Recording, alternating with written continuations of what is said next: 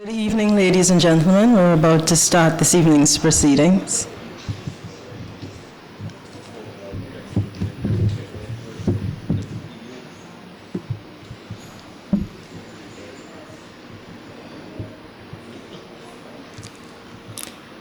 Senator, the Honorable Brenda Hood, Minister for Culture.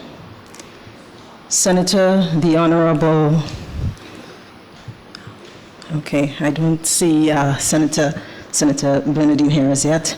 Mr. Bernadine. Dr. Nicole Philip Dow, UE, Head of the Open Campus.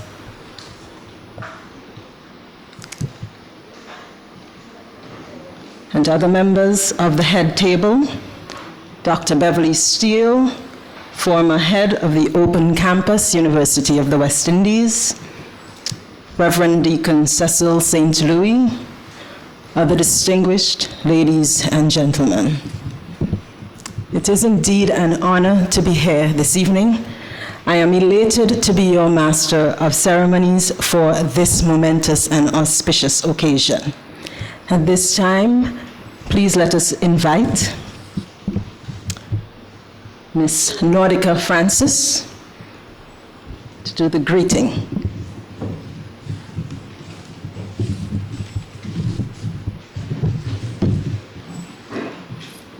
Good afternoon, everyone. Senator the Honorable Brenda Hood, Minister for Culture, Senator the Honorable Franco Bernadine, who is not here yet, Mr. Bernadine, Dr. Nicole Philip Dow, University of the West Indies, Head of the Open Campus, other members of the head table, Deacon Cecil St. Louis, other distinguished ladies and gentlemen, audience. It is with pleasure that I greet you. I'm happy to see all of you here. This is a very special occasion. It is the launch of a book that has been very long in the making. My only regret today is that the author, my dad, is not here to see this because this was one of his big dreams. I also recognize in our audience Dr. Beverly Steele. Dr. Beverly Steele had a very important role to play in the preservation of this book, and so it's not to steal thunder from Dr. Joseph. You'll hear more about that later.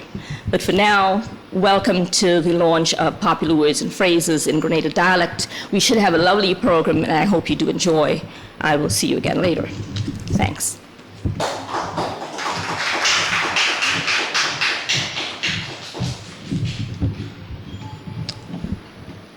I wish to invite Reverend Deacon Cecil St. Louis to lead us in the opening prayer. If we could all stand for this and remain standing following the national anthem, which will be led by Lisa McDonald.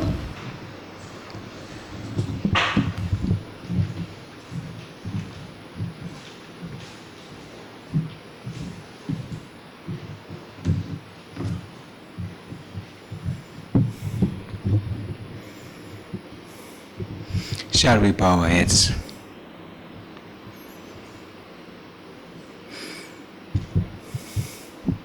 We come in the name of the Father, and of the Son, and of the Holy Spirit. Father God, we thank you. We bless you, and we adore you. We thank you for having gathered us together this evening so that we can acknowledge and recognize the work of your Son, the work of your people here on this little island. We thank you for giving us the opportunity to be able to read the words, the popular words and phrases in Grenada dialect, which was penned and authored by our own brother. We ask you as we continue this program that you will bless each one of us. You will bless the activity that we are going to have, and you are going to bless the event as it unfolds. We ask you to be with us throughout the event this evening and strengthen us, guide us, and lead us so that in all that we do, your name would be blessed and be honored. We give you thanks for your presence among us, and we pray that as we continue, we will give you honor, glory, and praise. We ask this in the name of Jesus Christ, who is Lord, forever and ever. Amen.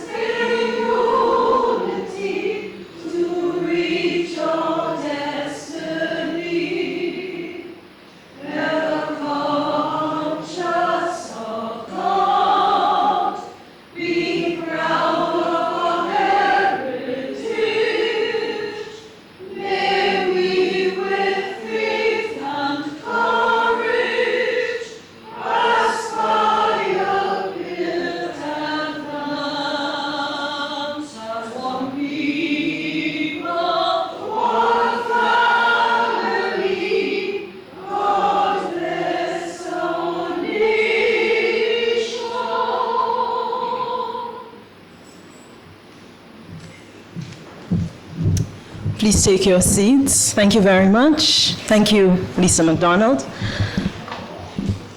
At this time, I will ask you to please join me in welcoming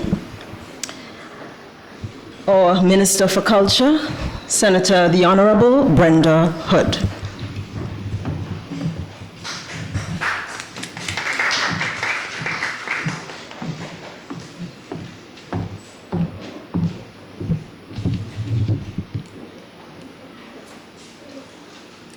Thank you, Madam Chairperson, and good afternoon to everyone.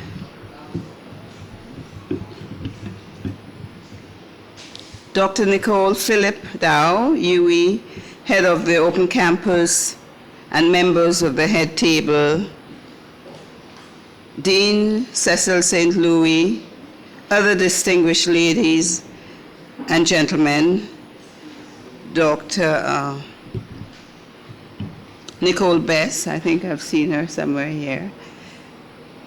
Dr. Beverly Steele, we have Dr. Joseph, who is here with us, other invited guests, ladies and gentlemen all. It's indeed a pleasure for me to be here this afternoon to make some brief remarks. I also want to recognize the family members, if they're here today with us, and most importantly, Nordica, the daughter of Mr. Claude Francis. As I said earlier, it's indeed a pleasure to be here participating in this book launch, Popular Words and Phrases in Grenada Dialect. First, let me say that when Mr. Francis' daughter, Nordica, invited me to this book launch and asked me to make some remarks, I said to her that I do not know Mr. Francis and would like to have a copy of the book before the launch.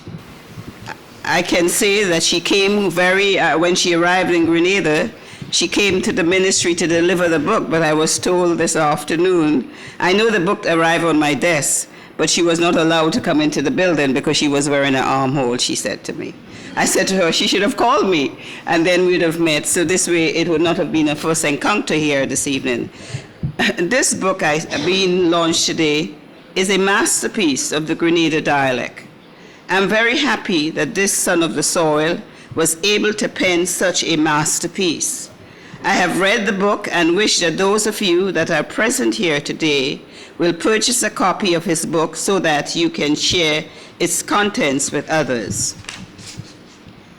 As an educator, Mr. Claude Francis understood the importance of documentaries and the impact that it has on the preservation of our culture. The information provided in this book will certainly provide critical knowledge about our culture and our language. It is necessary that every child should have access to this book in order for them to have an understanding of how the words and phrases of Grenadian dialect took their form. This book is well written with information that we as a people should share and preserve. I wish to encourage our educators to use this book in a way that our young people will appreciate and learn from the writings of Mr. Francis. I have been told that Mr. Francis was also a musician. He taught many students how to play the piano and other instruments.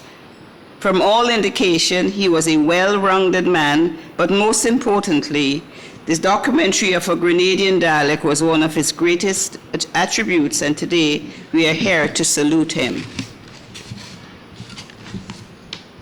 As I end, I must quote from the book, "We must not confuse dialect with speaking badly and making grammatical errors. On the other hand, you can speak dialect badly too and make grammatical errors in it because it is its own language, with its own rules and regulations. Dialect is not bad speech, and bad speech is not dialect. They are two different things. A Grenadian dialect is unique to us, and it is a people's standard way of expressing themselves. As Minister for Culture, I wish to congratulate Mr. Francis' daughter, Nordica, for releasing this special book, and look forward to having our people, in particular our youths, doing documentaries which will help to preserve our heritage and culture. I wish to assure you that with the new legislation that was passed only 2 days ago in the Senate, the Cultural Foundation Corporation will move aggressively to develop strategies for the production of documentaries, writing of short stories, essays, and poems. This, ladies and gentlemen, will help to keep our culture alive. I thank you, and please enjoy the rest of the evening.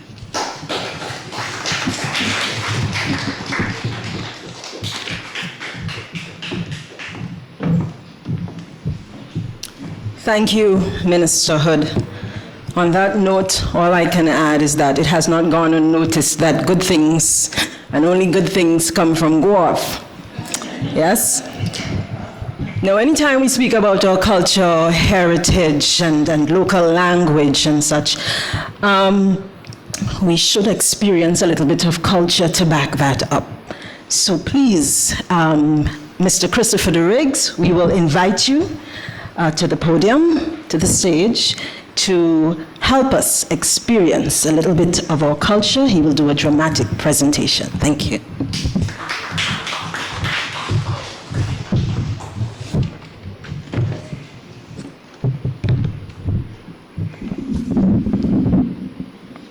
Pleasant good afternoon, everybody, and I want to thank Nordica for this special privilege.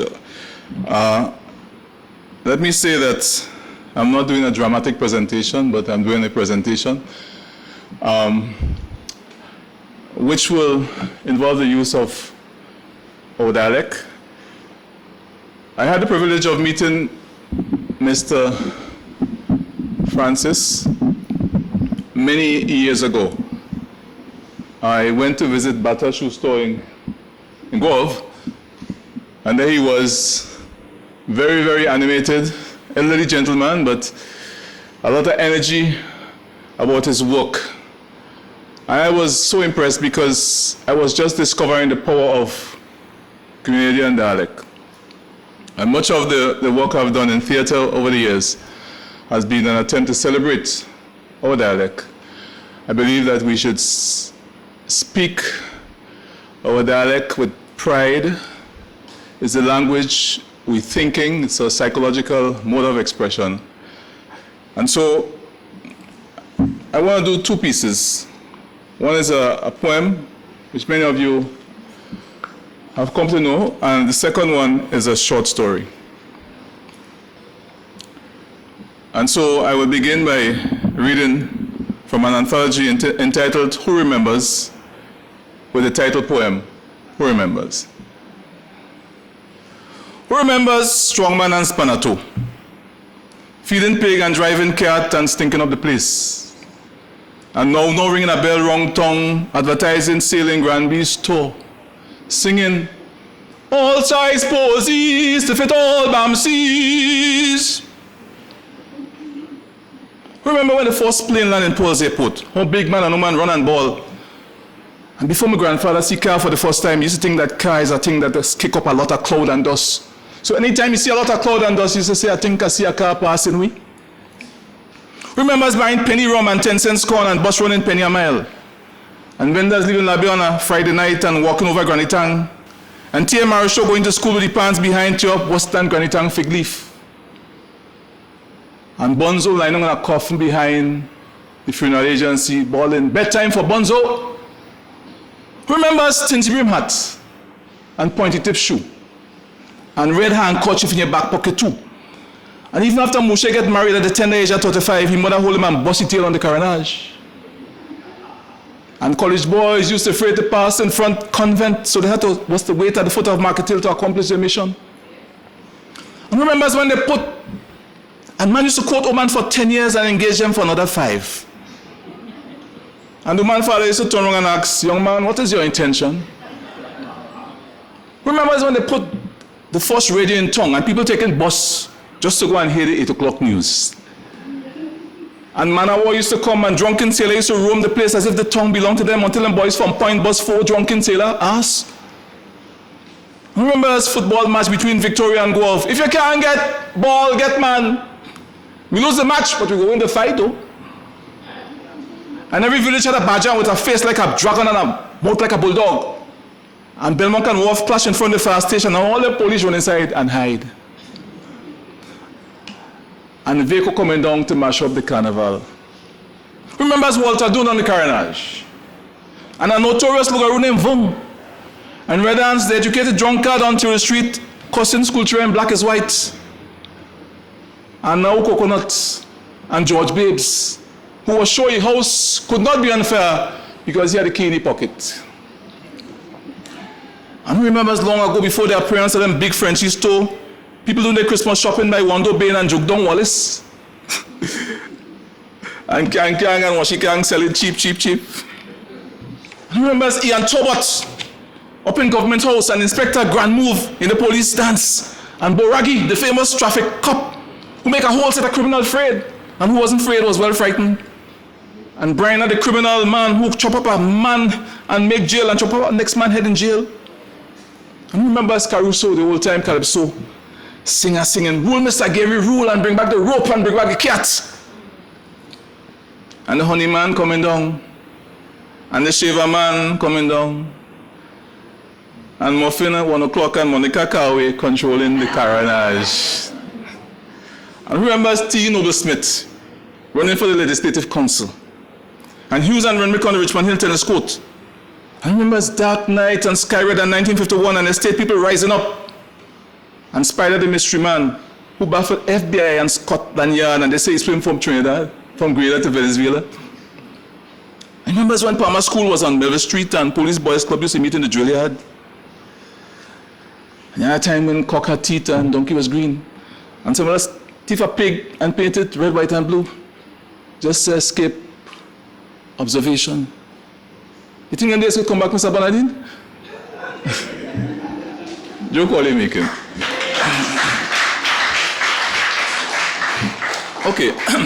And a year ago, being mindful of my mortality, because believe it or not, I'm 60 years old. I'm not looking young, but I am 60. And a year ago, I decided, well, you know, when I think about, you know, and my friends who have gone, I need to record some stuff. And so I did a CD with short stories. I want to share this one with you. It's called The Lugaroo. All right? There was a solitary house at the top of the village. It stood on the spot where the village road narrowed and ended, and the slope of the mountain began.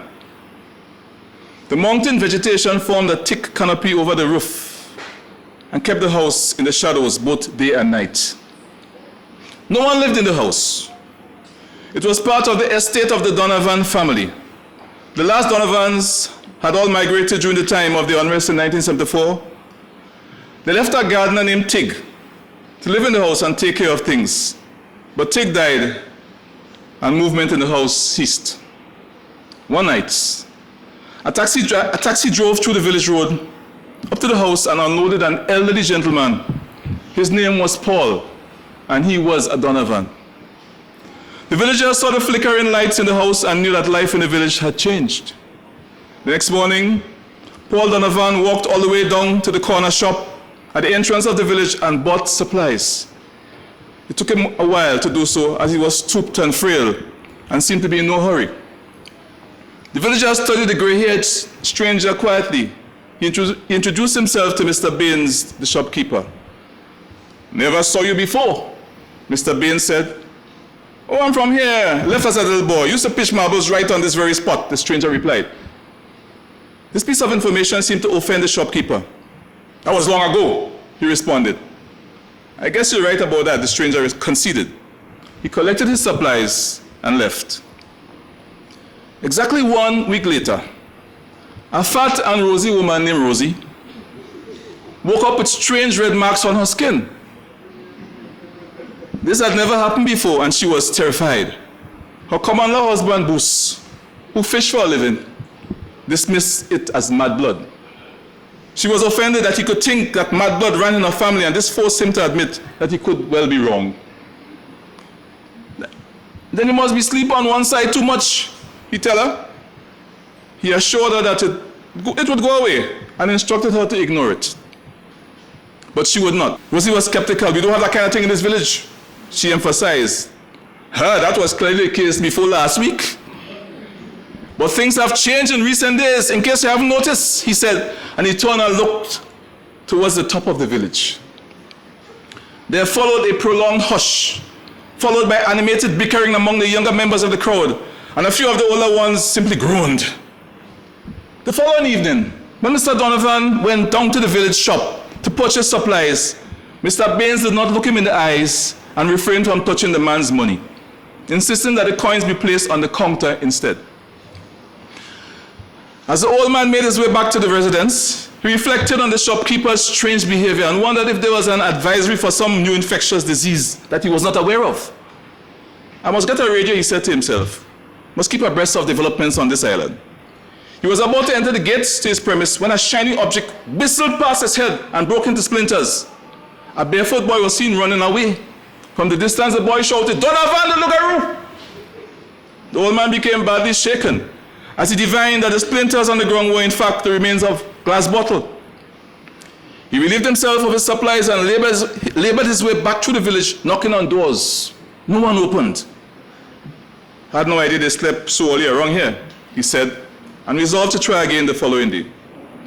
Sleep did not come easily that night as he pondered on the day's events. He must have dozed off eventually when the noise invaded his brain and the rays of sunlight burst through the cracks in the curtain and stung him. Rusty hinges protested as he forced a wooden window open and looked down from the lofty heights of the old house. It looked like a carnival band was approaching from down the village road. Before he knew it, the crowd was up close and personal. They were chanting from outside his gate. They were chanting his name, "Donovan, the blood-sucking monster." An angry woman shouted, "Go back to the cemetery." It was the voice of the shopkeeper. Then the missiles started raining. Paul Donovan closed the window and listened to his house being bombarded. Objects crashed onto the roof, the windows, and the internal walls of the house. The clattering was sustained. He sat quietly at the head of the large mahogany table, closed his eyes, and listened. He listened and remembered. He smiled as he remembered an earlier bombardment. It was sometime in the 1940s, and Corporal Paul Donovan of the 7th to 3rd Infantry Unit was embedded in a trench with the remaining survivors of his platoon just outside the French port of Normandy. German artillery was flying overhead. Rations and medical supplies were running low, and the wounded were bleeding and dying all around. To make matters worse, radio communication with command center had been lost for several days. The bombardment intensified. Paul gripped the trembling hand of a dying infantryman, looking him in the eye and willing him to live. He held onto the soldier's hand long after life had ebbed from the young man's body. What a waste, he thought. He felt utterly powerless as he surveyed the trench. His men were huddled in a fetal position, awaiting the inevitable.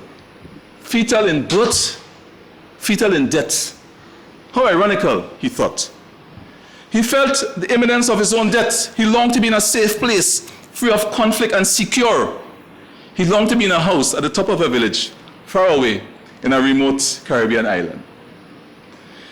He had listened quietly, awaiting the final bombardment, but it never came because the war ended. And the news had finally reached the German front. His fate had changed. Quiet reigned. And now, as Infantry Corporal Paul Donovan sat at a table in the house at the top of the hill, quiet reigned. He peered out. The village mob was gone. He could see the clutter on his front lawn. He made himself a cup of tea and took stock of his situation. He understood now that he was being accused of something serious, at least in the minds of the village people. What did they call him? A Lugaroo. To the best of his recollection, this was supposed to be some sort of blood-sucking monster that flew around at night preying on innocent victims. Quite frankly, what these people thought of him was of no consequence. But it was another matter when his safety was at stake. When his arthritis had progressed to excruciating levels, he had heeded the doctor's advice to retreat from the harsh wintry conditions of northern London and move back to the warmth of the village where his navel string was buried. He had no one to say goodbye to in London because he was childless and wifeless. He had come home, but he had not catered for this. What was he to do? Here he was in the twilight years, sequestered in the very home where he was born, and it struck him that the venture outside of his premises was to risk injury or even death. He urgently needed to disabuse these ignorant people of their ridiculous belief that he was some kind of evil creature. He thought of addressing them openly on the matter, maybe some kind of town hall meeting. I want to make it abundantly clear to one and all that I'm not a Lugaroo. He imagined himself saying. He laughed in spite of himself. 2 weeks had gone by since the visit from the mob, and Paul was sitting at the head of the large mahogany table. It was well into the night, but that did not matter, for he had lost all sense of time. He had not ventured outside, and he had polished off the last dried biscuits from his pantry. He thought of calling the taxi driver who had brought him from the airport and request a delivery of supplies, but the local telephone company had not yet responded to his service order, so he had no phone. He was isolated and hungry. He surveyed the large table covered now in chaotic manner with old moth-eaten encyclopedias, some of them partially open. Well, they certainly send me back to school, he said, shaking his head. He reviewed the pages he had on the line, reading, Lugaroo. He laughed, right? A French legend of a human who changed to a werewolf. According to oral traditions in Francophone cultures, Lugaroos were used to hunt down and kill Catholics who broke the Lent. He laughed. For the amount of people breaking Lent nowadays, there'd never be enough Lugaroo to catch them. He looked at another reference. Aha, Caribbean mythology. What does it say? A man who made a deal with the devil and gains the ability to change form so he could go around and kill without being caught. Rather grim business, he mused and laughed to himself. I wouldn't laugh if I were you, the voice said. Paul looked on the table and discovered he was not alone. The man sitting opposite Paul was diminutive and covered with white hair. Rather like the fur of an old ram goat, his eyes were red and unblinking. Paul was terrified. What? Who are you? How did you get here? You're a man with a problem and I'm here to help. How did you get here? The door was locked. Paul stood up. Relax, let's not focus on trivial matters, my friend. You have been wrongly accused and persecuted, the man said. What do you know? What do you know about this? Paul asked. Everything. After all, I'm the one who drank Rosie's blood. The stranger said, salty and nice. I think it's a salt beef in the oil dung that she'd been eating. In disbelief, Paul asked, are you telling me? Yes, indeed I'm telling you. We do exist, you know. Lugaroos, werewolves, papa balls of fire, call us what you will. And we were wrong long before doors were invented. Paul was still standing. Look, sir, I do not know who you are or what you are, but I would like you to leave now. The creature stood up, and to Paul's amazement, his head stretched to the roof. Of course I will leave, he said, looking down on Paul. He seemed to be hanging down from the ceiling like a vampire bat. No point in hanging around here, I'm not wanted. And just like that, he started to dematerialize. Paul said, wait, you said you wanted to help. Indeed, I did, said the old man, and in the blink of an eye appeared in the seat immediately next to Paul. Sit down, my friend, and let us talk about the matter like two businessmen. Paul sat down apprehensively. The stranger continued, the way I see it, You are wrongfully accused. And you are without friends and highly motivated enemies. Hardly deserving of a war hero, you would agree? You need freedom from the hunger in your stomach, freedom from the arthritis that's crippling you. You're a man under siege, and in your heart I know you want to fly away. And I really mean fly. He rested a comforting hand on Paul's shoulder. Here's the deal. I can grant you the ability to fly. You will soar on the mountain breeze, rise up to the moon, commingle with the creatures of the night sky, and swoop down the mountains to feast on blood. Blood that will transfuse energy and vitality in your veins, the likes of which you have never experienced, even in your youthful days. What say you? At what price? Paul asked. You know what they say? If you have to ask the price, you can't afford the product. I'll be back by the stroke of midnight. You can give me an answer then. Paul stood by the window, looking into the darkness after the creature had disappeared. He was trembling. He killed the flickering light of the candle on the windowsill. That was the last of the flickering lights in the Donovan residence. In the weeks that followed, Rosie and many of the women in the village woke up with red marks on their thighs. Meanwhile, there was no sign of life in the Donovan house.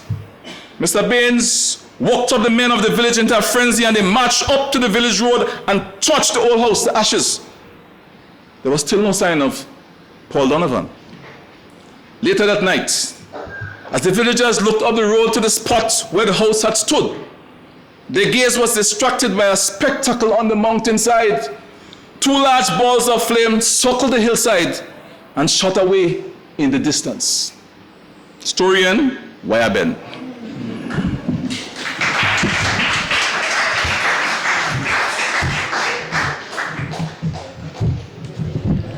Thank you, Mr. De Riggs.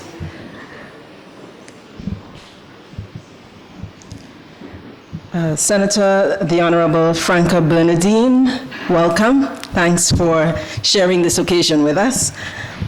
As we delve more into the Grenada English Creole, I now invite Professor Peter Roberts to speak a little bit on the language.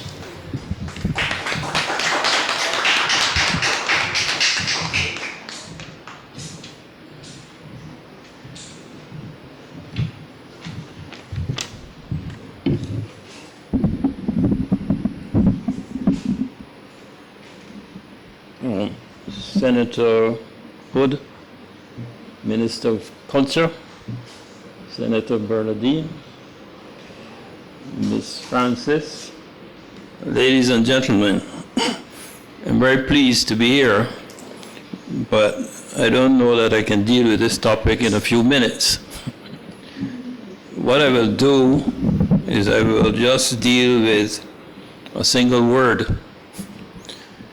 But I hope by the time I finish, you will understand the point that I'm trying to make.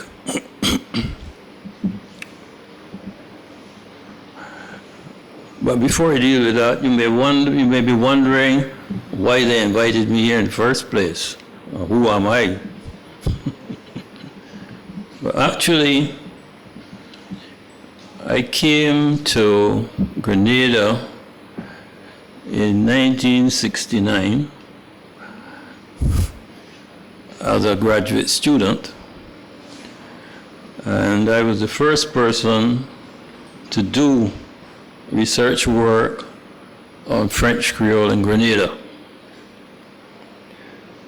And at the time I was at the University of the West Indies. So I think Dr. Joseph likes to see me around because of this, and because I've been at the university at Cave Hill for a very long time. So, to talk about language, and I'm going to talk about Grenada specifically. In the case of Grenada, when you begin to talk about language, you have to to be aware of the history of Grenada. And the important influences in Grenada are French and English. The French influence stopped, I suppose, officially in 1783, when Grenada became definitively English. But during the next few years, leading up to the Fédon Rebellion, you still had a lot of French people here, and there was a lot of activity. So that by 1795-96, when the rebellion took place, or after the rebellion, a lot of the French people were expelled or they left because the situation was not very amenable to French and French influence anymore. And since then, French influence has decreased, or in fact, in some cases almost disappeared. What I will do is before I deal with the word that I'm telling you about, I will read one or two passages or comments that were made about Grenada in the 19th century.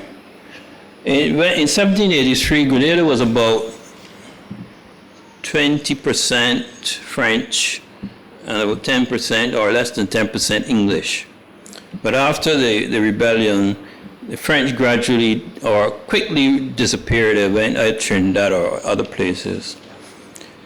Now in 1826, so this would be about 30 years after the rebellion, an Englishman named Henry Coleridge, he said, there are still a few French proprietors, and a Romish priest administers to them, but they gradually decrease, and the face of society may be said to be English. And he pointed out that the planters were mainly from Scotland. That's in 1826. In 1888, the infamous James Froude painted a picture of desolation when he was speaking about Grenada. He said, the settlers who had once been a thriving and wealthy community had melted away. Not more than 600 were left, or not more than 600 English were left, and these were clearing out at their best speed. They had sold their estates for anything which they could get. The free blacks had bought them, and about 8,000 Negro families, say 40,000 black souls in all, now shared the soil between them. Black the island was, and black it would remain. The conditions were never likely to arise which would bring back a European population. Now, Froude is a notorious person. He was very racist. For him, desolation meant absence of English people. That's what it meant for him. So he regarded Grenada as desolate. But notice that he doesn't say anything about French in 1888 when he wrote that. So you get the impression that French had disappeared. Now, the word that I'm going to talk about. A couple of weeks ago, I turned on the TV and I saw, you see Jill? Jill is the person there sitting down with the red hair in front of you, in the front row. She was talking to an interviewer and I think she was promoting Grenada French Creole, Grenada language or something, but she said one of the words that she mentioned was the word mash. Now you say to a dog, mash dog. And she said, this word is from French, through French Creole. So that's what I'm going to deal with now. I'm going to deal with it in the same way that I would when I was when I was supervising students at Cave Hill. When they presented me with work, to make sure that they understood what they were saying, I would ask them a lot of questions. So that by the end, if they could answer the questions, then they would, what they were writing down would have some basis or logic to it. Now, you say that mash comes from French. And I suppose you mean it comes from the French word marcher, meaning to walk. Now, is this true? What word would the French use if they wanted to shoo away a dog? Would they use marcher? I don't think so. They would use the verb aller. So they would say aller, va, va-t'en, allez-vous-en. That's the word that they would use, the word aller. So where does this mash come from? All these questions you are supposed to answer. I'm not going to give you any answers. You have to answer the questions. Where does it come from? You may say then, well, no, this is a special word. It comes from what linguists would call an undigested word from another language. So you say it comes from some kind of military context. When soldiers are on parade, they get the order, march, meaning walk, march, all right? But if you say that, then you are using the word to mean march. And English also has the word march. So why are you saying that it comes from French and not from English? So you have both French and English with the word march.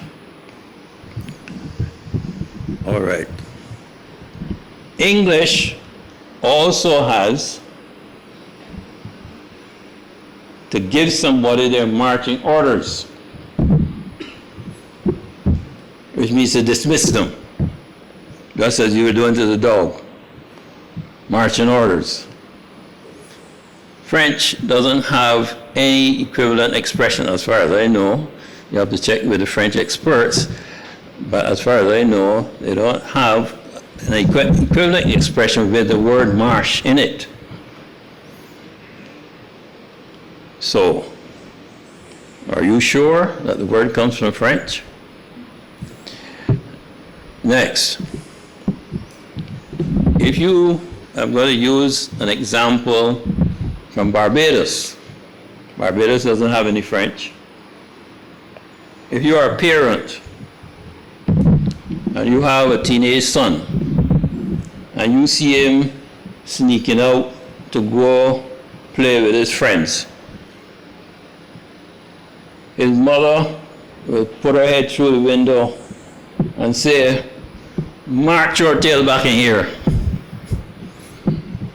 So you have the word march used in a negative context. So English has march used in this negative context, but I don't know that French uses it like that. Next, the word mash dog, it occurs in Grenada, it occurs in St. Lucia, it occurs in Trinidad. It's not restricted to Grenada, it occurs in these islands. If you check Haiti, I don't think you will find the word. Now, what does that suggest to you? Now, Haiti has more French influence than either of these three islands, and it's not in Haiti. So, are you sure that it comes from French? Next question. Why would Grenada have two words coming from the same French root? The normal word for walk in the French Creole is marcher. That's the word that you would use. Marcher is the normal word. Why do you have mash? And bear in mind that in the Creole language, generally speaking, the syllables end with a vowel. So here you have an unusual word, mash. And you're saying that it is coming to the language from French. Are you sure that it is from French? There are two other questions that you have to answer.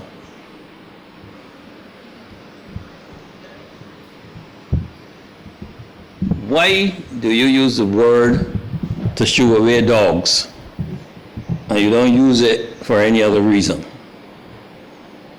I don't think you use it for cats or chickens in the yard or anything like that. You use it for dogs, all right? Why? What's the reason? The next question you have to answer, how did the word come into the language? Now you have St. Lucia, Grenada, Trinidad.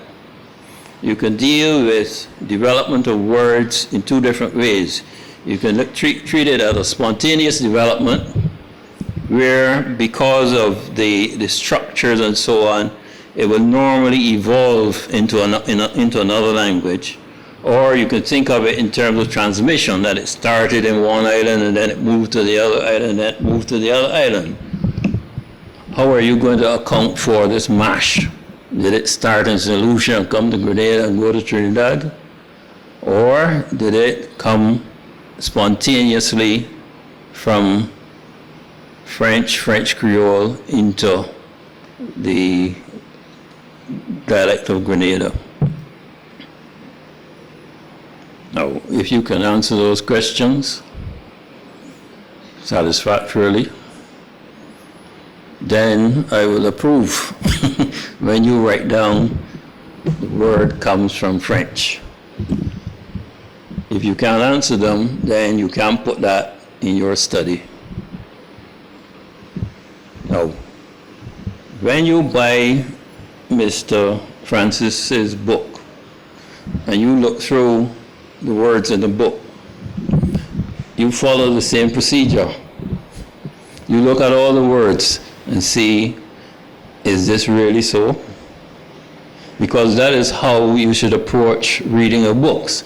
It's not something that you just buy. I know a lot of you will just buy the book, and you know, it's a pretty book, pretty looking book, and you go and put it on the shelf and say, I have it, I have a copy. But you're supposed to read it, engage with it, and try to see if you agree with what he is saying, because it is your language, your culture. In that way, and you discuss it with your friends, in that way you will come to terms with the language and the culture of Grenada. So one word to give you some idea of how you're supposed to deal with words like this. That's about all I intend to say.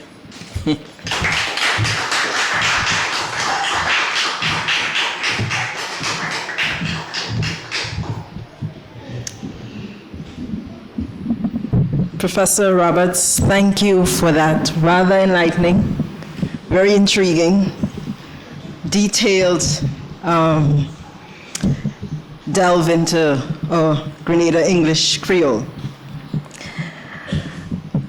I wish at this time to bring in a little bit more of culture and musical interlude. So we would like to welcome Miss Lynette Edwards and Miss Lisa McDonald to share with us a musical rendition.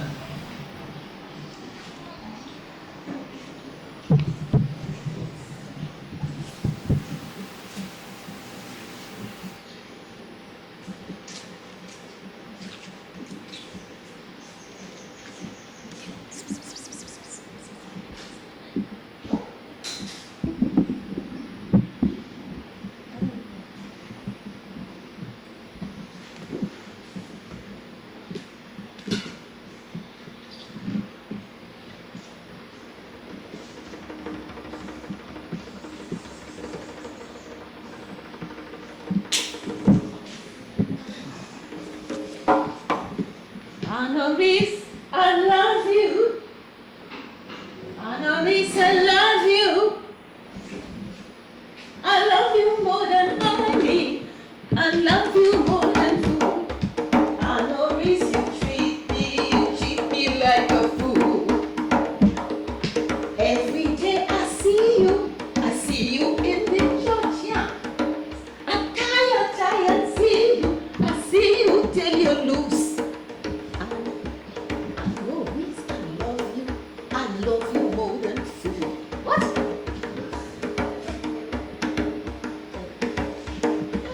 Tell me if you love me. Tell me if you love me.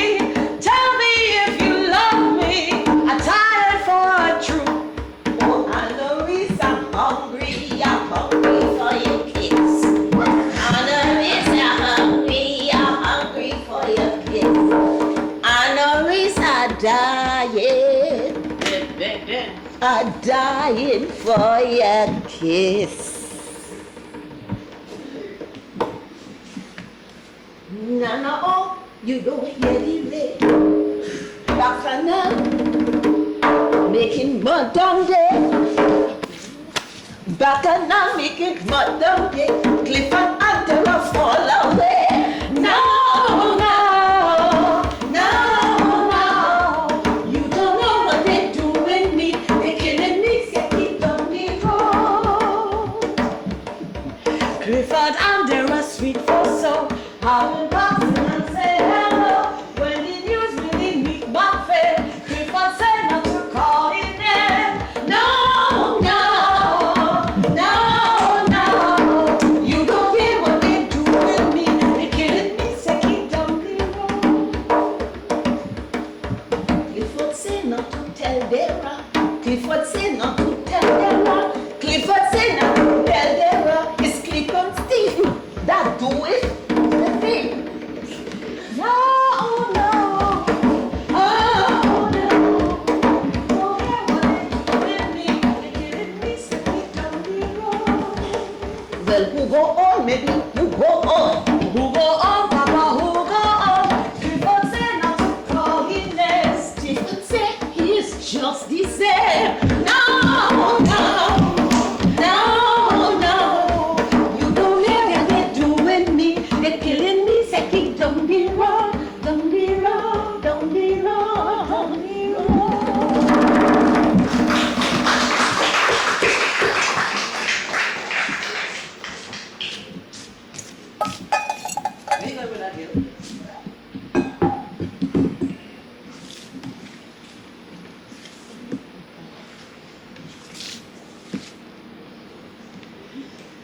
Some people like the chocolate, some people like the tea.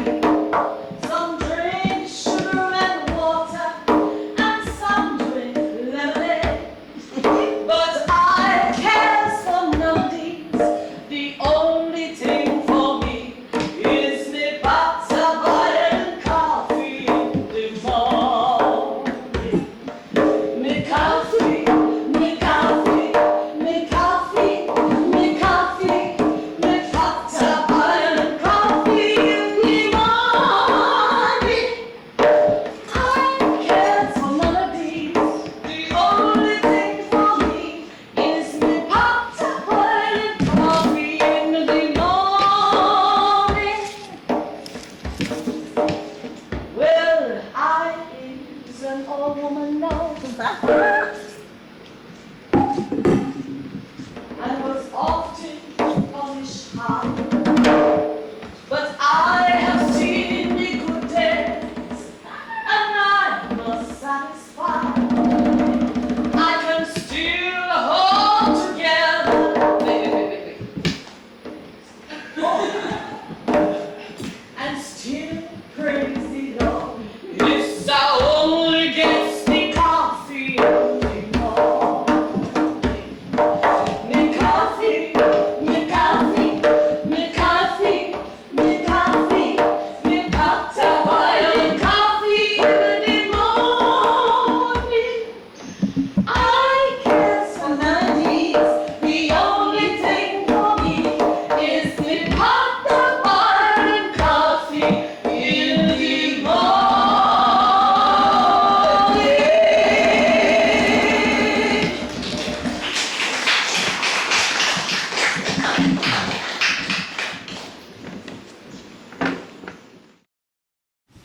Mr. Michael Church, we now invite you to read the afterword, and following that, to make some remarks about the author, accompanied by Mrs. Gloria Payne Banfield.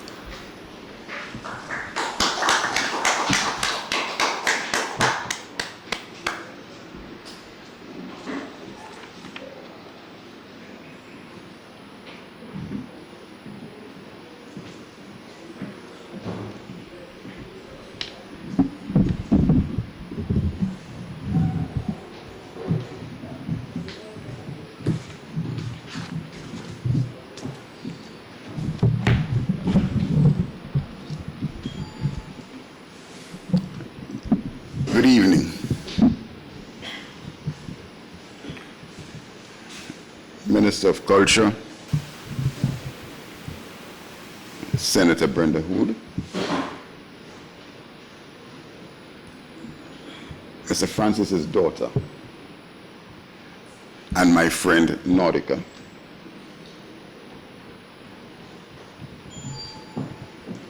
Professor Best, is that the name?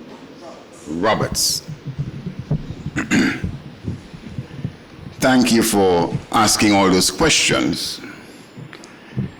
And I've been going through this book in recent times, and I found out one thing about myself, and that is, I thought I spoke Grenadian dialect, but I've now found out that I have to learn Grenadian dialect.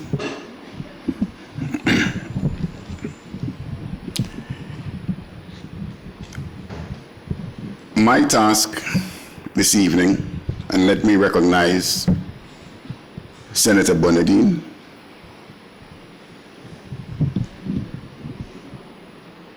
and I think I would have to recognize also Dr. Steele.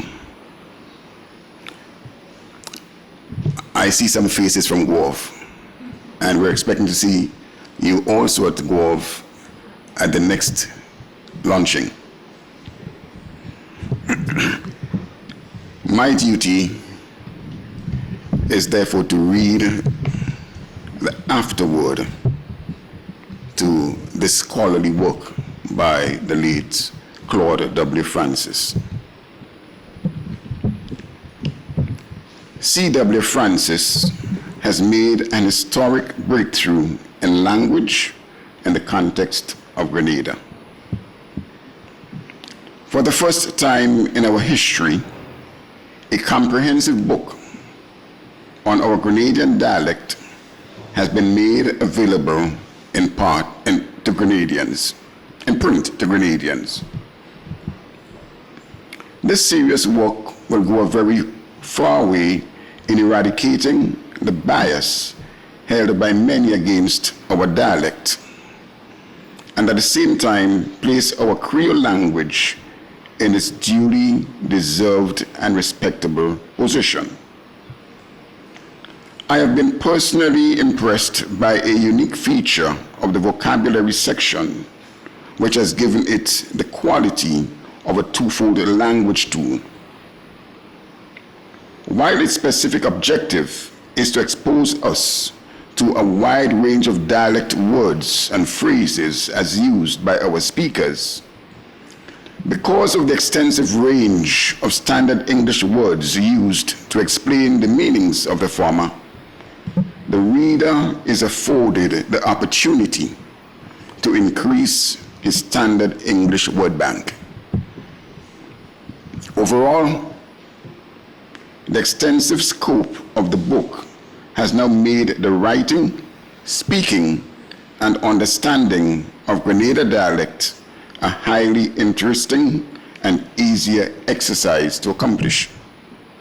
Ms. Steele, I didn't see you there. How are you doing? Education authorities and teachers should use this invaluable book to energetically promote and revitalize our dying interest in Grenada dialect. I eagerly look forward to the day when Mr. Francis's scholarly book will be a recommended text in every school in the nation. Thank you.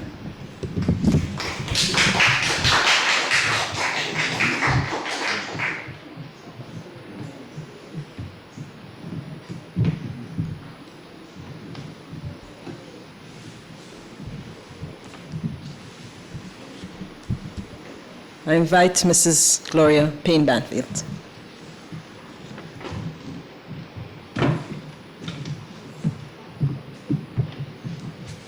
Thank you. Mr. Church, I understand you're going to do the Guelph part. Is there a Guelph part to it? The Guelph part. Okay. No, okay, before you start, No, you go. Let me just do the salutations. Thank you.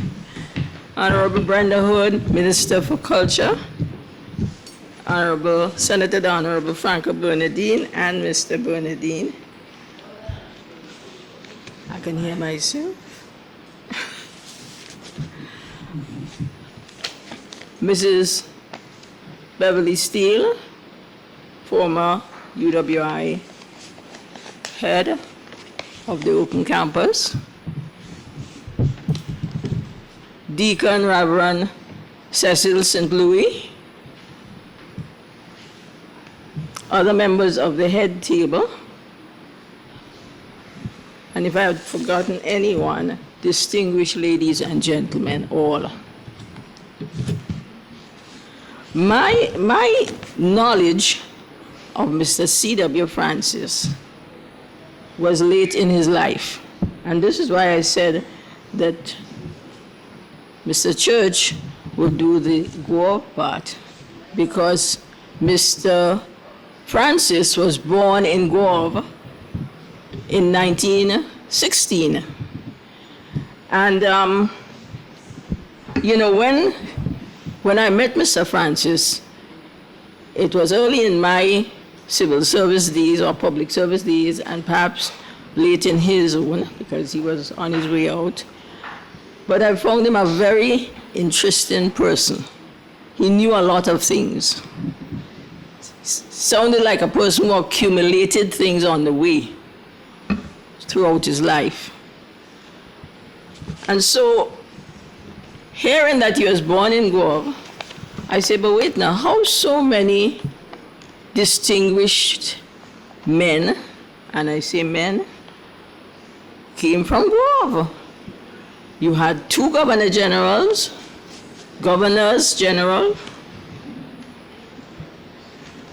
and you had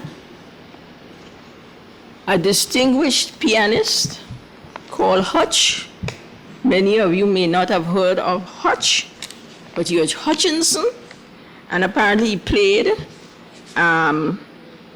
for the Queen, or was friends with people like Princess Margaret and those kind of people.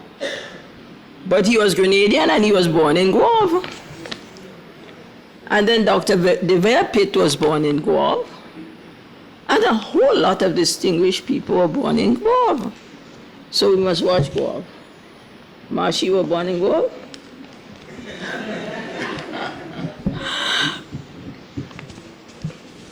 But as I said before, in my salad days, I met Mr. Claude Francis. And he, along with Crofton Maguire, whose song you just heard, Anoris and Nanao, they were created, invented, composed by Crofton Maguire, Ferdinand Punch, and Dennis Noel. Not the one in Carlton. This one lived in Independence Avenue. But all are deceased now. These 3 gentlemen form the nucleus of the newly established Community Development Division in the Premier's office. The Premier was then Honorable Herbert Augustus Blaze. The year 1967. Just after we gained unitary statehood and just before the elections of 1967. The gentleman named brought a wealth of experience and knowledge about rural communities throughout Grenada. Mrs. Punch and Maguire, and also Francis, had all been teachers. Mr. Noel had worked with the welfare department of the Greater London Council. And Mr. Francis had branched off into local government, and he was the warden of the district board of Guelph during the time they had local government in Grenada. He was trained in several institutions apart from his local education. He went to UWI, in those days it was UCWI, University College of the West Indies. And at Swansea in Wales, United Kingdom, he was trained in community development. It was after that that he was able to encourage the women in Grenada to form themselves into community groups. And they did home economics, but in those days it was called cooking, leadership, handicraft, and literacy. Believe it or not, they used to do a lot of literacy work. And this was in conjunction with the literacy program in Jamaica, which was spearheaded by a woman called Marjorie Curlew. And so C.W. Francis and Marjorie Curlew and all those people involved in literacy were always talking about it and trying to see if they could get more people to learn to read and write. And when I say people, I mean adults.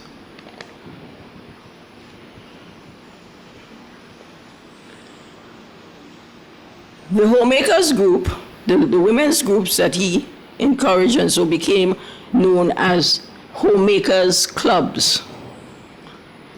And they mushroomed all over Grenada. As a matter of fact, I trust and hope that the members of the Birch Grove homemakers are here, because that was one of the strongest homemakers groups. And then he got them to affiliate themselves with the country women of the world. So they became international. And we hear names like Maud Hutchinson, Val Jean Charles, Sarah Joseph. Those were strong women out there in our rural communities. Many more, Winifred Strawn, Winifred Telesford. Most of them had been teachers, but they were all community leaders because of this program that Mr. Francis encouraged them to join. They formed a national association, and through his instrumentality was able to be affiliated to the Country Women of the World, who recently held a conference in Grenada. And I think in the audience, Ms. Sandra Ferguson was one of the people awarded by them. Claude Francis made his contribution to nation building. He was a lot of energy, but in a very quiet and efficient way. He got through to those people in the rural areas who were looking for a form of education that they never had. And so we hear about adult education, we hear about it now, and we think that it is continuing education, something you didn't do while you were at school. But in those days, adult education was literacy, getting people to learn to read and write at a late stage in life. One of his attributes, I would say, was that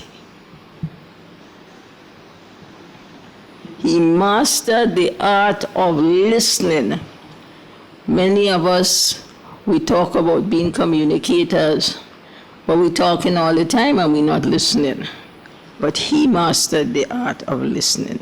It is no wonder that he was able to collect the contents of the book being launched this afternoon. I trust that you would enjoy reading it. Thank you.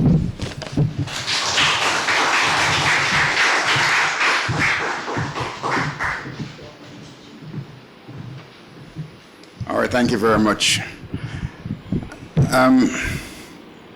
Where should I begin? Begin at Grove, and I'll end at Grove. Now, I do not want you to go with the impression that I grew up with Mr. Francis. I became very close friends. I'm a very close friend to his children, Nautica, Alfred, who is now deceased, and Clara. And for some strange reason, Mr. Francis took a liking for me. I have to say, he took a liking for me. And so when I go to Bata shoe shop, oftentimes he would have some excerpt from a book or something and so on, which he would hand to me and say, read this and we'll talk about it later. And so very early, I recognized that he's teaching me, logic and argumentation and things like that. And then he started to speak to me about language and the Grenadian dialect. Well, of course, as a little boy, I had not too much interest, but out of respect, I stopped and listened. But then I noticed Mr. Francis used to do something on many afternoons. We would be in the pasture plain, that is in the St. Rose pasture. And Mr. Francis would come over there and just stand against the wall.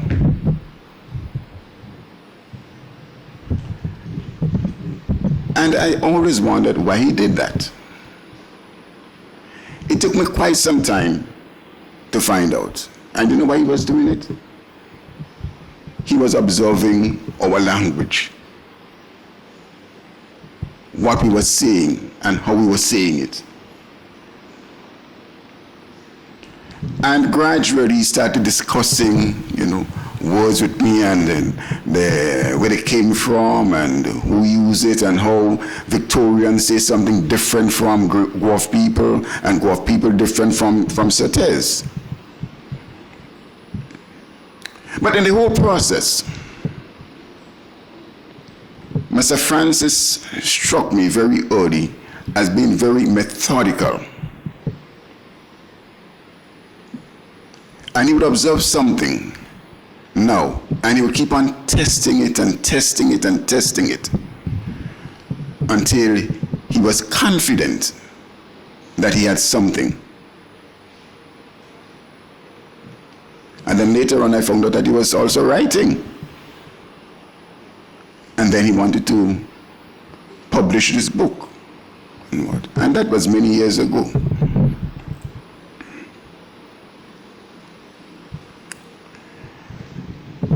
He would walk the streets and quietly,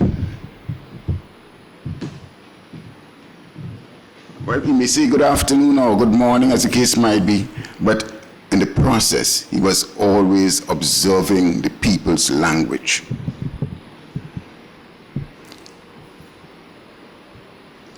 But as Gloria said, he had a very keen interest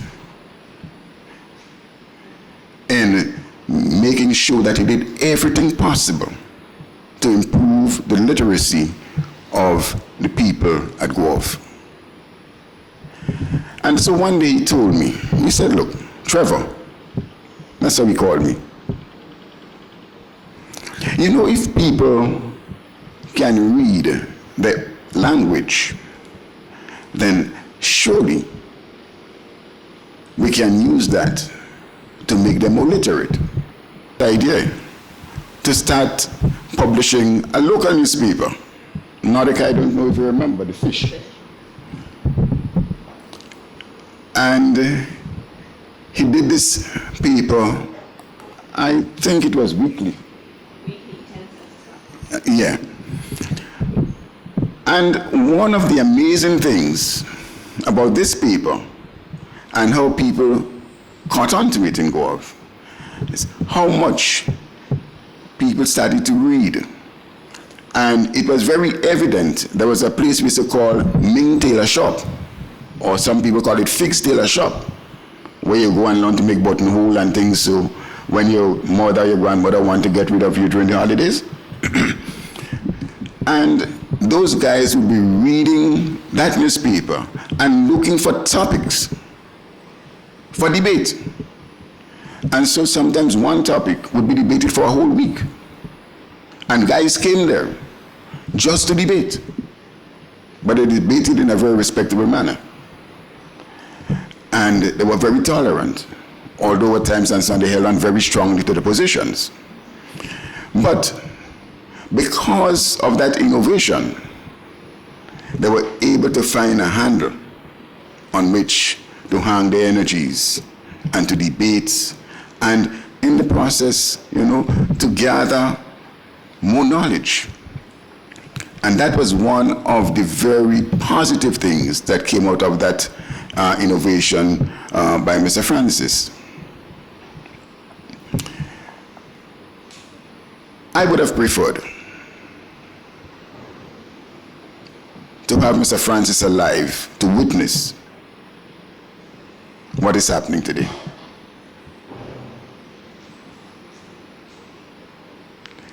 And I know that he went through some serious difficulties trying to get this thing published. And in all honesty, I had forgotten every living thing about that project.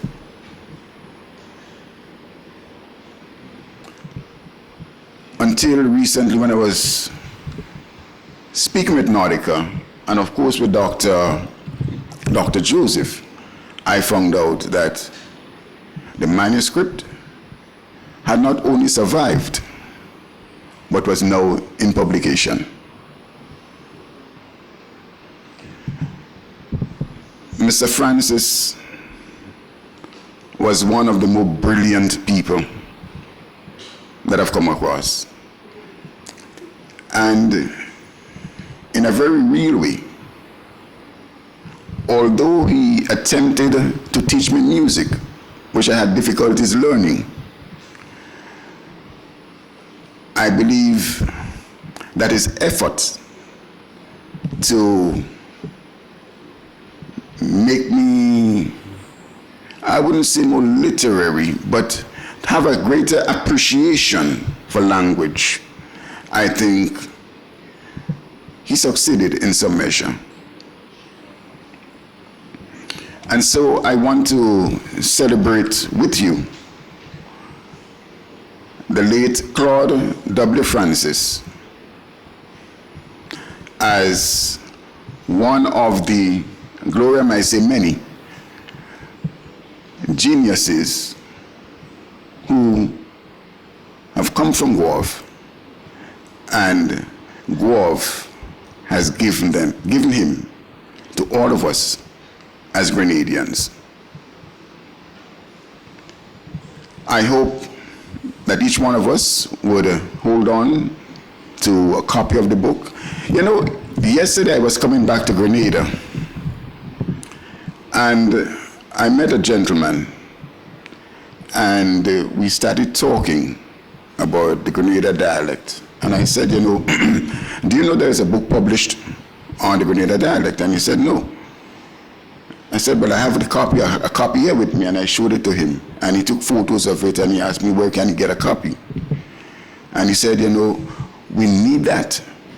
He said, I'm not blaming the young people for wanting to talk as Jamaicans, I'm not blaming them. Maybe if we had done more, and if our parents had done more to expose us more and so on to this Grenada dialect, and to feel even very, very proud about it, we would have been speaking Grenada dialect and not mimicking the Jamaican dialect. And so this is one guy I know who's going to buy or purchase a copy. And so as we go out, we must encourage everybody, whenever it comes to mind, that they must purchase a copy and have the children to read it and read it over and begin to learn Grenada dialect just as I am now doing. Thank you.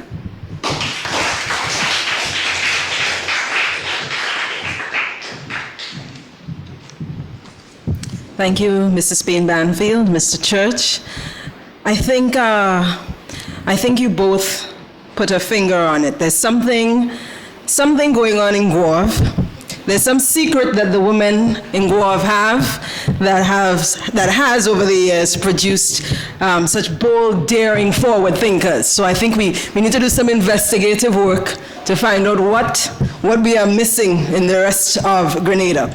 So at this time, I would like you to help me welcome Dr. Marguerite Joan Joseph. Dr. Joseph is going to share some brief remarks about the book.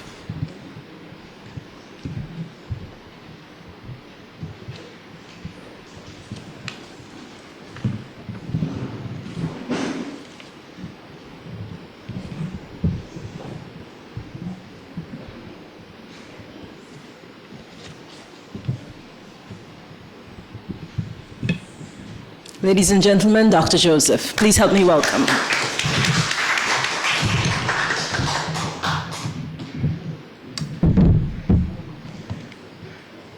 Thank you. Good afternoon, everyone. Minister, I endorse the established protocol for all the distinguished persons. Thank you. Popular words and phrases in Grenada dialect by Claude W. Francis, the book.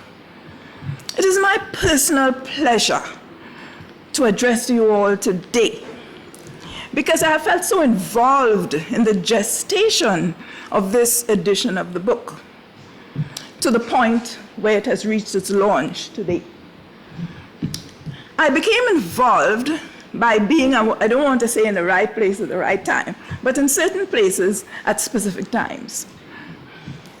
And I thank Alistair Francis and all of the author's family for affording me today's opportunity to participate in this launch. Yes, the book is being published posthumously. Yet I was privileged to have known the author personally. This is because, being in the same age group as his own children, I had visited his home as a child of 12 and had become involved in memorable discussions with him. Needless to say, these discussions centered around language. In recent years, I have reconnected with the author's son, Alistair, and his daughter, Nordica.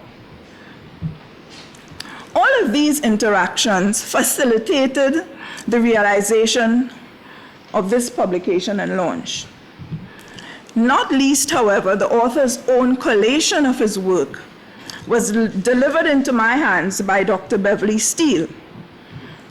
Dr. Steele was concerned that such a seminal work about our language should have remained shrouded from the attention of Grenadians for so long, more than 45 years. Her expressed feeling was that the Grenada Creole Society should have a copy of his manuscript and might be able to do something to correct its hidden status. With great satisfaction, I say, it seems that we have, at the very least, contributed to this unveiling. I know that today's event makes Dr. Steele, as an emeritus academic of the UWI, both at Jamaica and here in Grenada, very happy indeed. Let us recognize Dr. Steele with your best applause.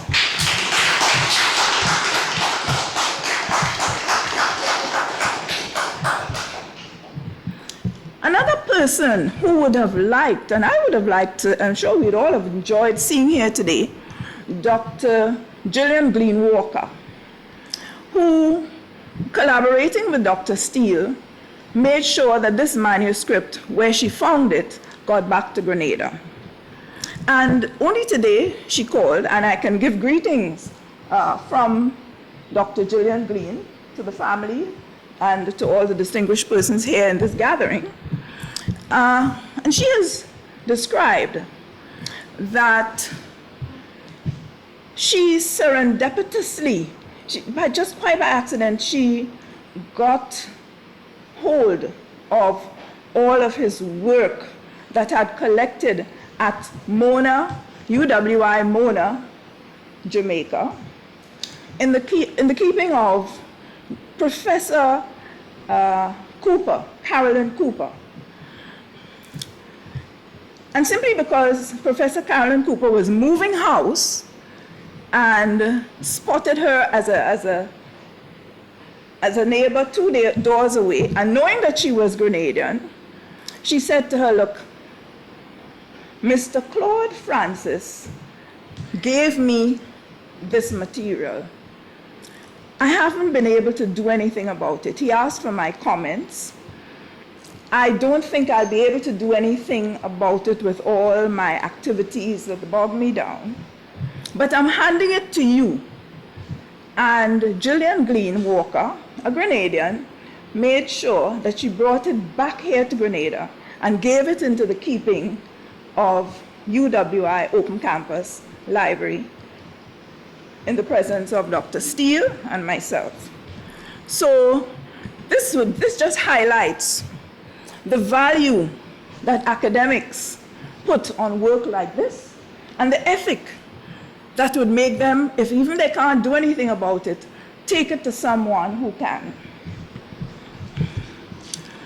It is a matter of our history that our language was indeed heavily influenced by two dominant languages.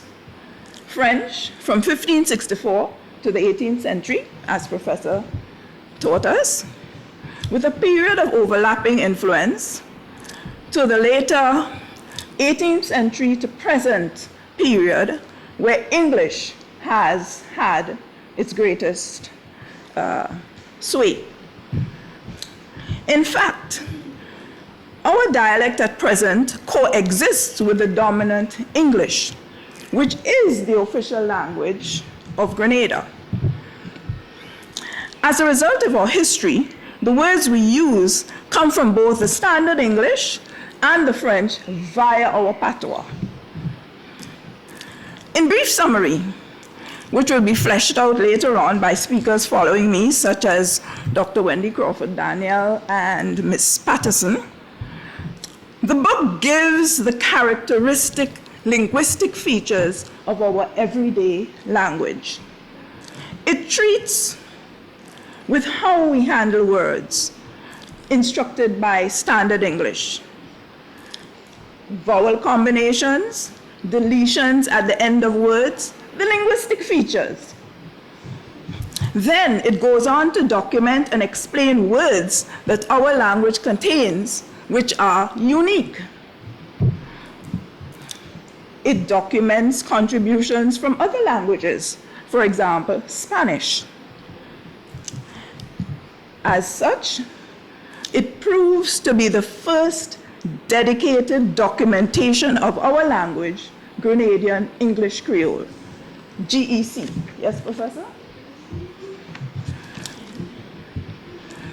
By his collaboration with Professor Richard Alsop between 1973 and 1988, Claude Francis became the major source of the Grenada input into the Dictionary of Caribbean English Usage, 1996. This dictionary was produced by the Lexicography Project of UWI at Cave Hill. in terms of our modern computer and internet technology?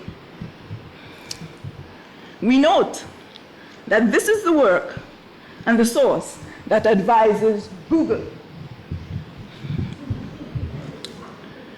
So that this dictionary would advise your spell check if you selected Caribbean English on your computer keyboard. He was and is regarded by the lexicographic department of UWI, which is now headed by the distinguished Dr. J. Siegel. He was regarded as a lexicographer for the Grenada dialect. In fact, his role is acknowledged on page 9, Roman numeral 9, the preliminary pages of that dictionary. We can also read the author's own introduction in his book, our book here, to confirm his relationship with the Caribbean English Dictionary.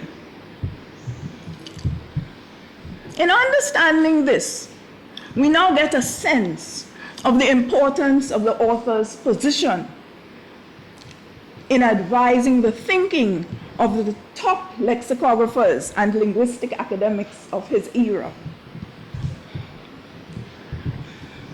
All this serves to highlight the significance of this book. By documenting our everyday speech in this way, Claude Francis's book validates our Grenadian dialect. Further, in a linguistic sense, it embellishes our very sovereignty as a nation of Grenada. With this act of formal publication and launch of the Nordica Francis edition of the book, Claude W. Francis takes his rightful place as the definer, the documenter of our lingua franca. Even posthumously, he enables us to define a Grenada dialect right here, in country. We are further enabled to subdivide our dialect into the French patois and the English Creole. As we would see when we read it, the book documents elements of both. This work was first rolled off by Jess Stettner. You remember Jess Stettner? Jill, you won't remember that. Under basic copyright at the Roman Catholic Presbytery at Guave in 1971.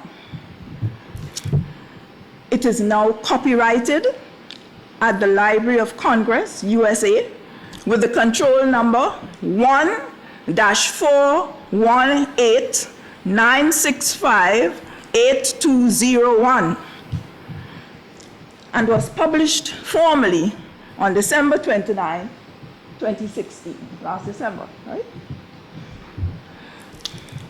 Having been written in 1971, it is in fact the seminal work on Grenadian dialect, and as such, we expect it to be a reference for all subsequent work in this area of study.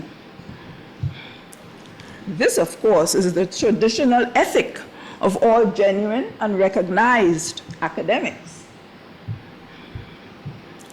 It may be referenced by students, academics, and authors in the following manner.